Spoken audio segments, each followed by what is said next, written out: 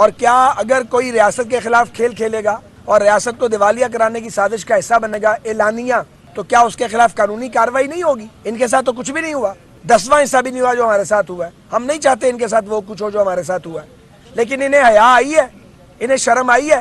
عمران خان جو ہیں انہوں نے اپنے گریبان کے اندر جھانکا ہے جو وہ کرتوتیں کرتے تھے اور کرواتے تھے. ایک تو ان کے پروسیجر ہیں جو کچھ مکمل ہونے ہیں، ہم خود چاہتے ہیں وہ آئیں، وہ بھی آنا چاہتے ہیں، لیکن نظام عدل پر اعتبار بھی تو ہونا چاہیے نا. آفتاب سلطان صاحب کو میں تھوڑا جانتا ہوں لیکن اچھا جانتا ہوں. وہ بہرحال ایک فرض شناس اور دیانتدار آدمی ہیں اور میں ان کی بڑی عزت کرتا ہوں اور ان کی عزت کرتا رہوں گا.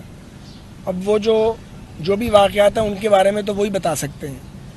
وہ ظاہر ہے وہی اس کے اگر کوئی واقعات ایسے ہیں تو اس پہ وہی تبصرہ کر سکتے ہیں. جب آپ قاتلوں کے گھیرے میں پھنس جائیں اور آپ کو پتہ ہو کہ آپ کو مارا جا رہا ہے تو وہاں سے بچ کے نکلنا چاہیے.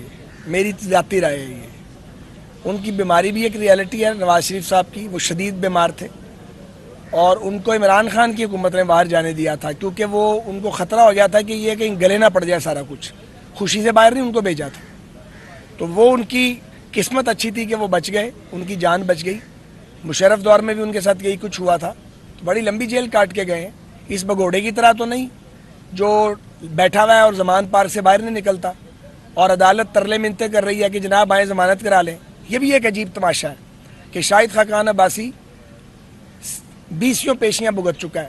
ایک پیشی پہ کل ٹریفک میں پھنس گئے، چند منٹ کی ڈیلے ہو گئی، ان کی تو ناقابل ضمانت وارنٹ جاری. اور عمران خان کے ترلے کیے جا رہے ہیں کیا ہوا کہ ضمانت کروا لو. یہ انصاف کا کیا نظام ہے؟ اس طرح نظام چلتے ہیں انصاف کے؟ اس طرح کس کا اعتماد قائم رہے گا اس نظام عدل پہ؟ اسی لیے یہ اعتماد ٹوٹ رہا ہے. اسٹار نیوز جیو پاکستان کے لیے.